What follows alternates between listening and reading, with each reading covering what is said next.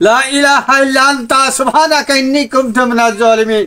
ইয়া আল্লাহ, ফিলিস্তিনবাসীকে তুমি রক্ষা করুন। আল্লাহ, ফিলিস্তিনবাসীকে তুমি রক্ষা করুন।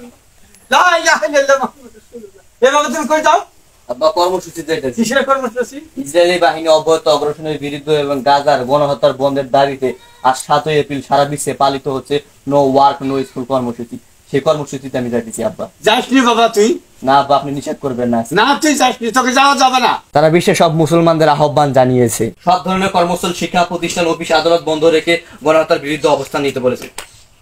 এই বল, মান হয়ে যাস না, এখন করে যা। আমি ঘরে যাব না, আমি আজকে কর্মসূচি যাব।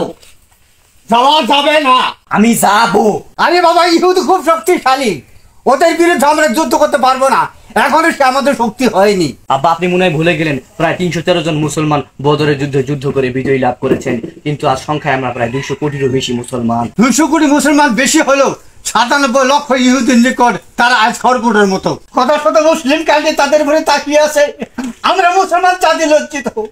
তুই আমাদের আদরের সন্তান, তোকে আমি হারাতে চাই না রে বাবা। তুমি তোমার মতন হাজার পিতা মাতা তাদের সন্তানকে হারিয়েছে, হাজার ছেলে মেয়ে তার মাতা পিতাকে হারিয়েছে, চোখের সামনে বোমার বিস্ফোরণে তাদের দেহ ছিন্ন বিচ্ছিন্ন হয়ে গেছে, তারা খাবারের অভাবে মারা গেছে, চিকিৎসার অভাবে মারা গেছে, আজান অবস্থায় মসজিদ ধ্বংস করেছে, তারা সেই আগ মুহূর্তে ঘুমন্ত অবস্থায় তাদেরকে মেরেছে।